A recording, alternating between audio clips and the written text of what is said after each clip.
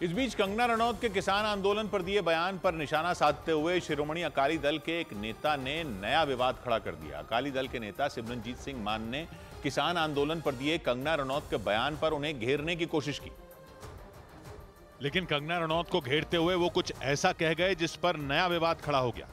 तो बहुत तजर्बा है, उनसे आगे पूछ सकते हैं कि कैसे होता है रेप। अकाली दल के नेता सिमरनजीत सिंह मान के इस बयान के बाद कंगना रनौत ने भी जवाब देने में देर नहीं की। वो मुझे एक तरह से रेप की भी धमकियां दे रहे हैं, तो इस तरह से वो मेरी आवाज नहीं दबा सकते हैं। ये सारा विवाद कंगना रनौत के कुछ दिन पहले किसान आंदोलन पर दिए एक बयान पर हुआ। कंगना रनौत ने दावा किया था कि किसान आंदोलन के दौरान कई महिलाओं का रेप किया गया था। हालांकि उनके इस बयान पर बवाल छिड़ने के बाद बीजेपी ने इसे उनका निजी बयान बताया था। इसके अलावा उन्हें दिल्ली भी बुलाया गया था, जहां उनकी मुलाकात बीजेपी के राष्ट्रीय अध्यक्ष जेपी नड्डा से हुई। इधर दिल्ली सरकार में मंत्री गोपाल राय ने एक कार्यक्रम के दौरान आपा खो दिया। दिल्ली सरकार में मंत्री गोपाल राय ने एक जनसभा के दौरान बोलते हुए अपने हाथ में लिए हुए माइक को फेंक दिया। वो बाबरपुर इलाके में एक जनसभा को संबोधित कर रहे थे। आरोप लगे कि कुछ लोगों ने जब उनका विरोध किया तो उन्होंने गुस्से में आकर उन पर माइक फेंक दिया।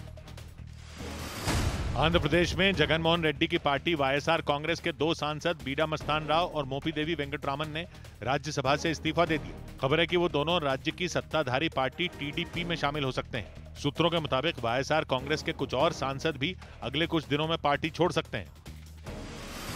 आय से ज्यादा संपत्ति के मामले में कर्नाटक के उप मुख्यमंत्री डीके शिव कुमार को कर्नाटक हाई कोर्ट से राहत मिल गई। कोर्ट ने इस केस में उनके खिलाफ दाखिल 2 याचिकाएं खारिज कर दी। एक अर्जी सीबीआई की थी जिसमें मामले की जांच जारी रखने की मांग की गई थी, तो दूसरी बीजेपी के एक विधायक ने दायर की थी। उधर मध्य प्रदेश के बुरहानपुर में नगर निगम के परिषद सम्मेलन में खूब हंगामा हुआ। बताया गया कि सम्मेलन के दौरान कांग्रेस के एक पार्षद ने महापौर माधुरी पटेल को डरपोक कह दिया, क्योंकि विधायक प्रतिनिधि और महापौर के पति अतुल पटेल उनकी बगल में बैठे थे। कांग्रेस के पार्षद ने इसी बात पर आपत्ति जताते हुए महापौर माधुरी पटेल को डरपोक बोल दिया, जिसके बाद नगर निगम के परिषद सम्मेलन में जमकर हंगामा हुआ। बीजेपी और कांग्रेस पार्षद आमने सामने आ गए, लेकिन कांग्रेस के पार्षदों ने महापौर माधुरी पटेल के खिलाफ नारेबाजी जारी रखी। कांग्रेस पार्षदों की नारेबाजी के बीच उनकी बीजेपी के पार्षदों के साथ तू-तू मैं भी हुई, क्योंकि महापौर को डरपोक कहे जाने पर बीजेपी पार्षदों का भी पारा चढ़ गया। बहुत देर तक हंगामा चला। नौबत यह आ गई कि महापौर माधुरी पटेल और बीजेपी पार्षदों ने नगर निगम के परिषद सम्मेलन में बना खाना नहीं खाया और अपना गुस्सा दिखाने के लिए एक होटल में खाना खाने पहुंच गए। मांग थी सभी पार्षदों की, एक तो माफी मांगे, चालू करवाया, या फिर एक आध उस पर कोई कार्रवाई करे निष्कासन को। बताया गया कि बुरहानपुर में नगर निगम का परिषद सम्मेलन करीब 11 महीने बाद हुआ, जिसमें विधायक प्रतिनिधि और महापौर के पति अतुल पटेल उनके बगल में बैठे, और इसी बात पर कांग्रेस के पार्षद ने आपत्ति जताई और महापौर को डरपोक बोल दिया, जिसके बाद सम्मेलन में हंगामा हो गया। इस बीच जम्मू कश्मीर में कटरा की वैष्णो देवी विधानसभा सीट पर सियासी ड्रामे के बीच बीजेपी नेता रोहित दुबे ने पार्टी हाईकमान पर धोखा देने का आरोप लगा दिया। रोहित दुबे को बीजेपी ने अपनी पहली लिस्ट में उम्मीदवार बनाया था, लेकिन बाद में जारी की गई नई लिस्ट में वैष्णो देवी विधानसभा सीट पर उनकी जगह बलदेव राज शर्मा को प्रत्याशी बना दिया गया था।